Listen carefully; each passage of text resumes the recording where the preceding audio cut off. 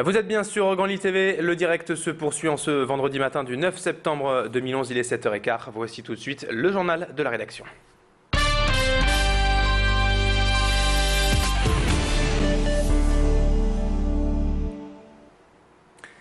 Et on démarre cette édition tout de suite avec la visite de François Hollande hier dans la région. Le candidat socialiste à la primaire s'est donc promené pendant l'après-midi hier dans le bassin minier entre Liévin, Ablain, Saint-Nazaire et Wagny où notre reporter l'a rencontré car là avait lieu son meeting hier soir donc à Wagny.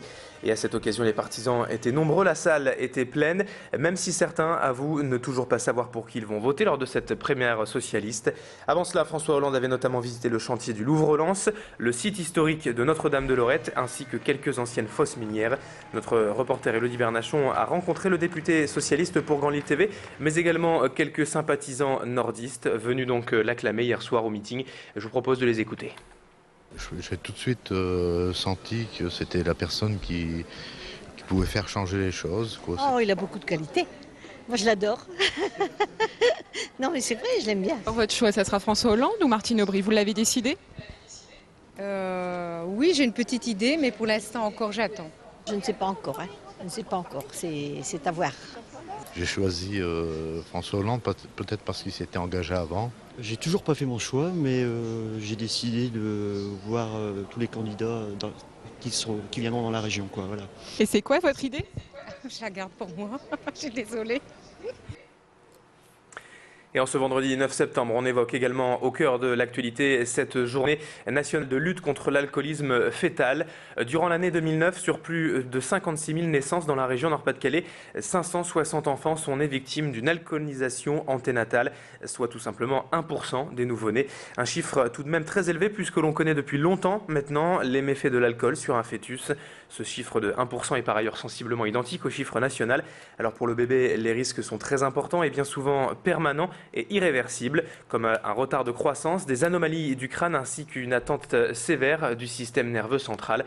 Plus d'explications et de prévention donc en cette journée spéciale avec Pascal Forcioli, le directeur adjoint de l'ARS, l'agence régionale de santé, au micro d'Hélène Chaplet. C'est un syndrome, c'est une maladie, pourrait-on dire, évitable à 100%. 100%. Donc, pour éviter à 100% ce risque, le message est tout simple, c'est pas d'alcool pendant la grossesse. Le syndrome d'alcoolisation fœtale, ce sont des signes sévères de développement, de mauvais développement de l'enfant, soit au plan physique, soit au plan intellectuel, avec des séquelles qui peuvent durer sur l'ensemble de la vie. Et puisqu'on parle de santé dans cette édition, reportage dans ce journal à propos d'une nouvelle association, le défi de Fortuné. Fortuné, une petite fille qui aurait eu 11 ans ce dimanche, la date qu'a donc choisi sa maman pour inaugurer son association au profit de la recherche médicale. Atteinte d'une tumeur cérébrale, Fortuné est décédée il y a quelques mois.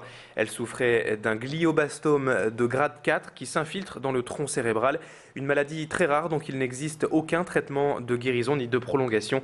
L'association Le Défi de Fortuné sera donc officiellement créée ce dimanche en présence de Martine Aubry, notamment marraine d'honneur de l'association.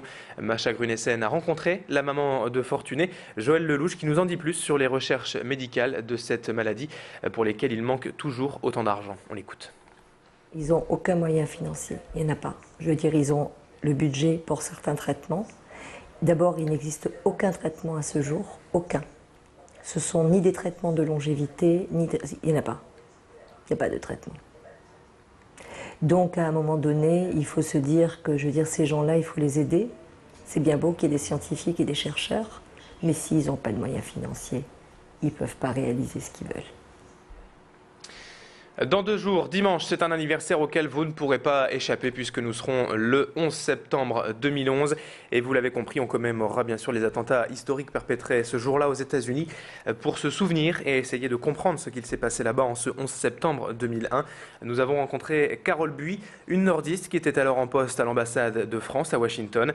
Elle se souvient notamment de la peur générale qui avait envahi la population et le besoin de mettre sa famille à l'abri ce jour-là. Elle avoue même avoir été angoissée durant près d'une semaine après les attaques, car pour elle, chaque passage d'avion devenait stressant et potentiellement dangereux. Pierre Beauvillain l'a rencontré. Écoutez son témoignage quant aux jours et aux semaines qui ont suivi ces attentats. Je suis partie et j'ai été chercher les enfants pour qu'on soit au moins tous ensemble et que je puisse faire au mieux pour les protéger ou alors qu'on soit tous dans la même situation. Ce dont je me souviens, c'est ce sentiment de peur qui a duré au moins une semaine, puisque tout avion, il y avait plus d'avions qui survolaient le territoire américain pendant quelques jours, et donc il y avait quand même des avions, des hélicoptères ou des avions qui étaient là pour surveiller. Et chaque fois qu'on entendait un bruit d'avion, mes enfants et moi, on avait un sentiment de peur, d'effroi. Hein. Et on termine cette édition avec du sport, du basket qui est à l'honneur dans ce journal puisque le LMBC poursuit sa préparation en vue de la reprise du championnat de Pro B le 30 septembre prochain.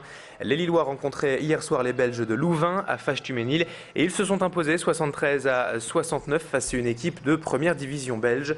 Pour ce 5e match de préparation, le LMBC a livré un match sérieux et appliqué et a su produire du jeu. Avec 80% de l'équipe renouvelée, Lille a surtout besoin de temps et de repères avant d'entamer le championnat avec quelques certitudes. Et pour l'instant, le bilan est plutôt bon. C'est la 3e victoire en 5 matchs amicaux, mais il en reste encore quelques-uns à jouer. Élodie Bernachon a suivi pour nous cette rencontre hier soir à Fâche-Tuménil et a rencontré l'entraîneur lillois Fabrice Romeyer à l'issue du match. Je vous propose de l'écouter au sujet de son équipe. Appliqué, je la trouve appliquée, c'est vraiment le mot qui revient quand je les vois à l'entraînement ou en match. Ils font les choses, on se trompe, on peut se tromper, mais ils essayent vraiment d'aller dans le sens du collectif et c'est vraiment une équipe appliquée. Et ça fait plaisir. Fabien Romeyer donc au micro d'Élodie Bernachon. C'est la fin de cette édition, 7h22 sur Grand Lille TV. Dans un instant, la météo et l'infotrafic. À tout de suite.